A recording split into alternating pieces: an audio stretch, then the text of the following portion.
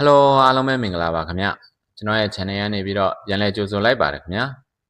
ဒီကနေ့မှာတော့ United ပရိသတ်တွေစိတ်ဝင်စားစောင့်ကြည့်နေတဲ့နီးပြအသစ်ဘယ်သူဖြစ်လာမလဲဆိုတဲ့အပေါ်ကျွန်တော်ရဲ့အမြင်လေးကိုပြောပြချင်ပါတယ် United နီးပြအသစ်ဘယ်သူဖြစ်လာမလဲ Manchester United ပရိသတ်တွေအခုချိန်မှာစိတ်ဝင်စားနေတဲ့မေးခွန်းတစ်ခုရှိပါတယ်အဲ့ဒါကတော့ United ရဲ့နီးပြအသစ်ဘယ်သူဖြစ်လာမလဲဆိုတာပါပဲ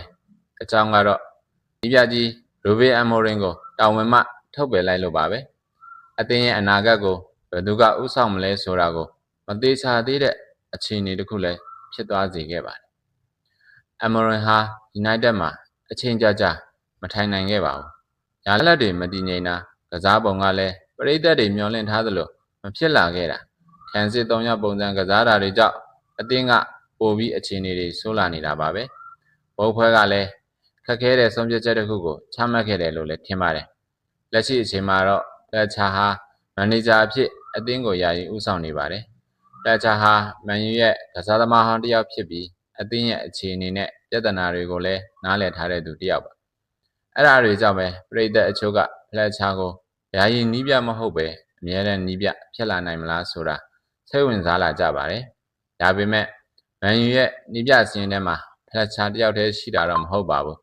ပရိသတ်တွေနဲ့မစိမ့်တဲ့နာမည်တစ်ခုလည်းရှိနေပါသေးတယ်။သူကတော့နီးပြဟောင်းဆိုရှာပါပဲ။သူဟာအရင်ကမန်ယူကိုကင်တွယ်ခဲ့ပြီးအသင်းရဲ့အခြေအနေကိုနားလည်မှုရှိတဲ့သူတစ်ယောက်ဖြစ်တာကြောင့်ယာယီနီးပြအဖြစ်ပြန်လာနိုင်တယ်ဆိုတဲ့သတင်းတွေလည်းထပ်ပေါ်လာခဲ့ပါတယ်။သူ့အပြင်မိုက်ကယ်ကာရက်ကလည်းယာယီနီးပြအဖြစ်ဆွေးနွေးခံနေရပါတယ်။ဒါတွေကတော့ကာလတွေဖြည့်ရှင်းဖို့ဘိုးဘွဲကစဉ်းစားထားပုံလည်းရပါတယ်။ယာယီကုန်ပြီးသွားရင်တော့ United ကမန်နေဂျာနေရာကိုတေချာရွေးချယ်နေတယ်လို့လည်းသိထားရပါတယ်။အဲ့ဒီနေရာမှာကတော့ Oliver Grana နဲ့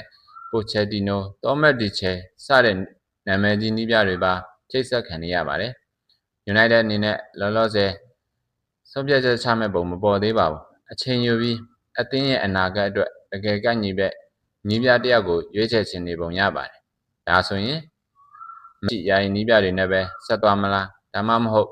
နာမည်ကြီးနီးပြတစ်ယောက်ကိုပဲခေါ်မလားဆိုတာကိုစောင့်ကြည့်သွားရမှာပါ။ပရိသတ်ရဲ့အမြင်ကရောဘယ်သူကို United နီးပြအဖြစ်မြင်ရှင်ကြလဲ။ comment မှာပြောပြခဲ့ကြပါအောင်ခင်ဗျ။ကျွန်တော်ရဲ့ဗီဒီယိုကိုကြိုက်နေတတ်တယ်ဆိုရင် like and share လေးလုပ်ခဲ့ကြပါအောင်ခင်ဗျ။ United အကြောင်း update တွေမလွတ်အောင် channel လေးကိုလည်း subscribe လုပ်ထားပေးကြပါအောင်ခင်ဗျာ။နားဆင်ပေးတဲ့အတွက်အားလုံးကိုကျေးဇူးတင်ပါတယ်။